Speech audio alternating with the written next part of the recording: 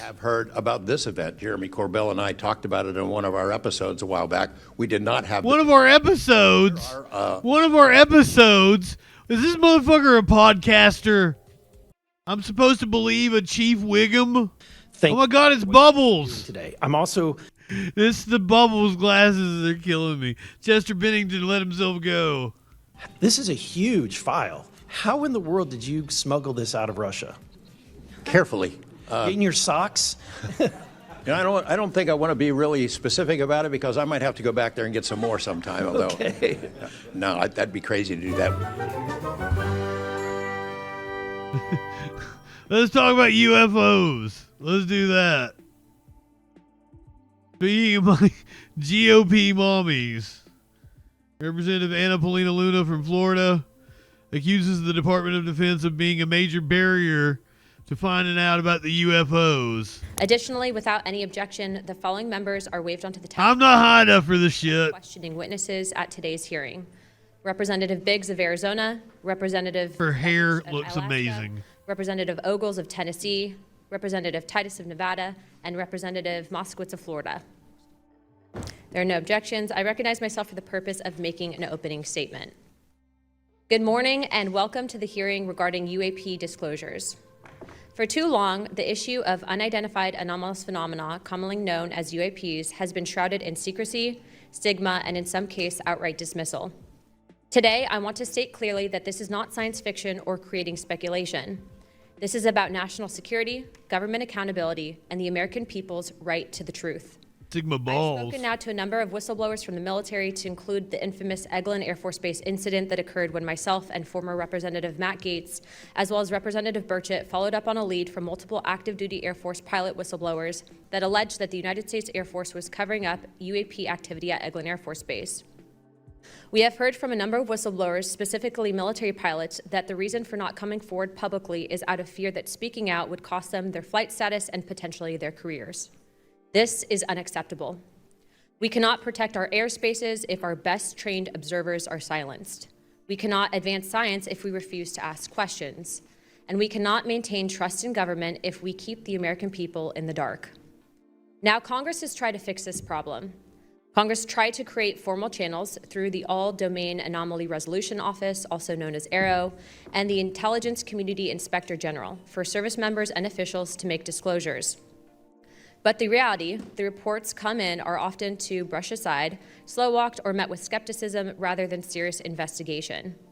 Recently, the former AARO director, known as Sean Kilpatrick, attacked our witnesses and members on this committee. It should be noted that he's a documented liar and brings into question what his purpose at AARO really was if it was not to follow up on investigations and disclose his findings to members of Congress. A former Deputy Assistant Secretary of Defense for Intelligence, Chris Mellon, described a report published by AARO that found no evidence that any USG investigation, academic-sponsored research, or official review panel has confirmed any sighting of UAP-represented extraterrestrial technology. As the most error-ridden and unsatisfactory government report I can recall reading after decades of government service. Mellon further noted that this was a first error report submitted to Congress without the Director of National Intelligence's sign-off and seemingly excluded input from any scholars or experts who have studied or written extensively about this topic, as would normally be in any other case in this field. Mellon determined that this report failed to fulfill the congressional mandate under which it was required, omitted entire agencies with known investigations or activities related to UAPs, and omitted any discussion of efforts to hide classified or unclassified information about UAP. Such efforts were unaddressed by the report, despite the existence of agency records and investigations concurring with them, including those at U.S. Customs and Border Protection. If we set up offices and oversight bodies only to let them become graveyards for testimony, or worse yet, ruses for pretending to investigate when in actuality there was no follow-up, then we are not doing our jobs. In recent months, Congress has also been presented with evidence that points to technologies that, to our knowledge, are beyond our current capabilities. It is our duty as elected representatives to follow the facts wherever they lead and to ensure that those facts... She said duty. She's boring the shit out of me, though. Let's get to the dudes that are talking about their actual UFO sightings. You guys tell me, but you think they're full of it, This guy's name is Chief Wiggum. I'm supposed to believe a Chief Wiggum? No, this is Alexandro Wiggins. I now recognize Chief Wiggins for his opening statement.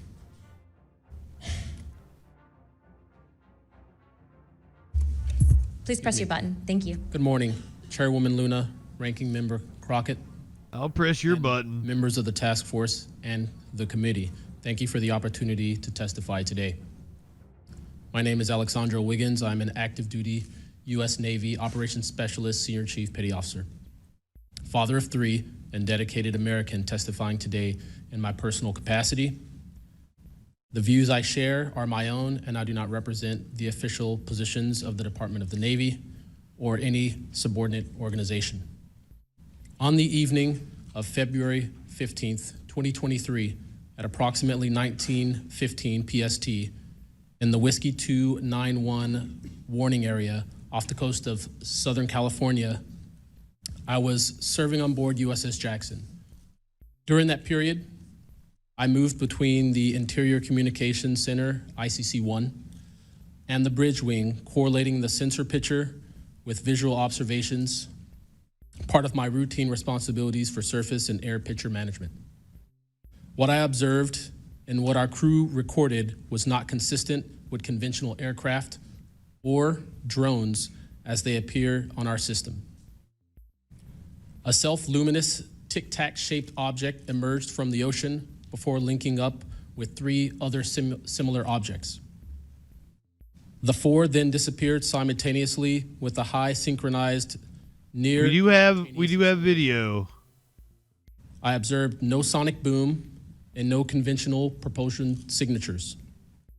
No exhaust plume, no control surface articulation on the Sapphire image system. Shortly after the synchronized departure, radar tracks dropped. These observations were multi-sensor and recorded inside of ICC-1 with time location overlay visible in our source frames that have been made public by journalists. From my experience operating in this region over many years and consistent with our public characterized encounters, unidentified objects reoccur in United States operation areas off Southern California. That fact alone does not tell us what they are, but it does argue the systematic stigma-free reporting and for the preservation of sensor data so analysts can evaluate safe and intelligence implications with rigor. I want to underscore 3 points for the task force and the committee. Let's see the video they showed.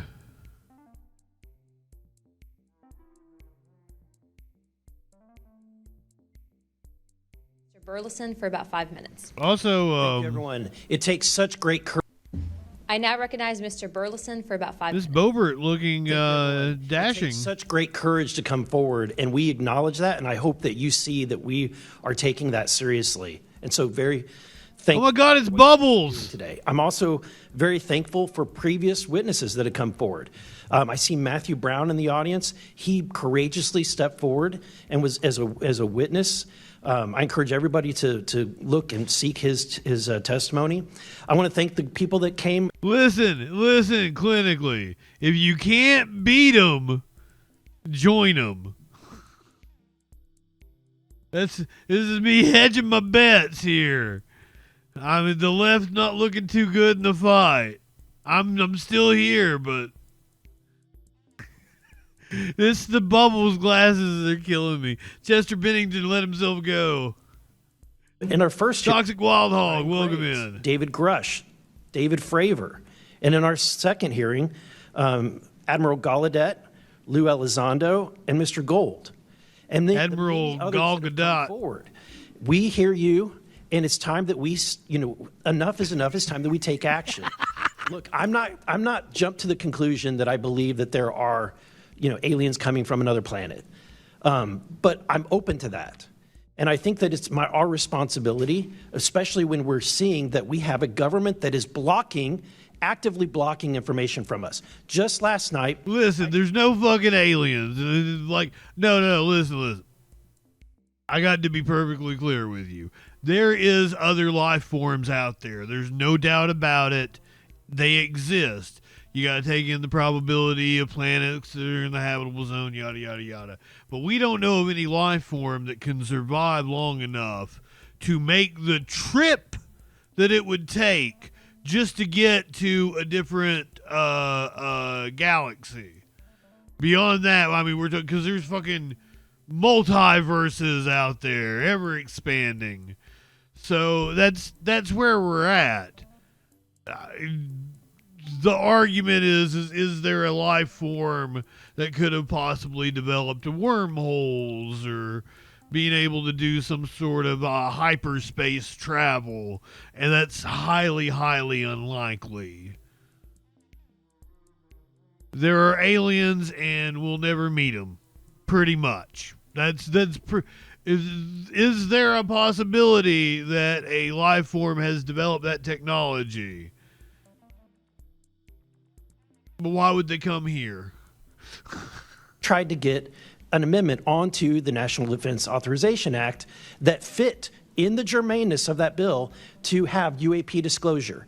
And conveniently, it was named non-germane, mostly deemed by staff, not even an elected. Yeah, I think Globus agrees with me, I believe. Repeatedly see. Last year, we were blocked by someone. I feel like that's a hell of an endorsement. Being able to receive a full briefing from Arrow. So not an elected official, but someone in staff blocked us. And I've had it. Enough is enough. It's time for a change. That I've been given. And as before it starts, I'm going to describe. This was taken October 30th of 2024. This video is of an MQ-9 drone tracking an orb off the coast of Yemen. We can ponder it. That another MQ-9 launched a Hellfire missile. That you cannot see that drone, and so I'm not going to explain it to you. You'll see exactly what it does. Okay, here we go.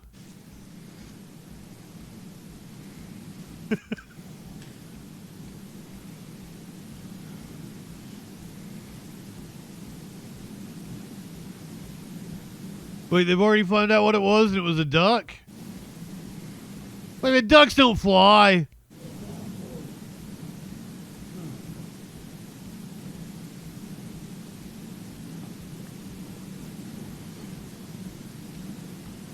This is when it zoomed out. Oh. Still see it traveling. They don't fly that fast, I wouldn't assume. So, Mr. Knapp, have you heard about This is the guy that looked like Jerry Springer. events like this occurring? And what information might you have? I have heard about. Oh, he really does. Have heard about this event. Jeremy Corbell and I talked about it in one of our episodes a while back. We did not have One of our episodes. Is this motherfucker a podcaster? Does producer Dave watch this dude? You want to go back? You want to get another shot at it?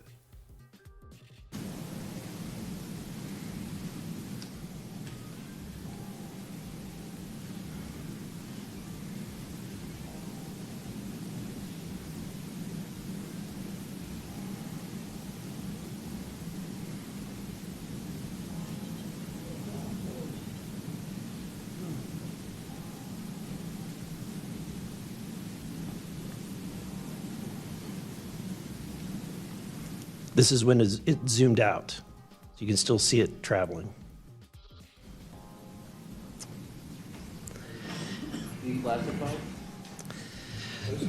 So, Mr. Knapp, have you heard about events like this occurring?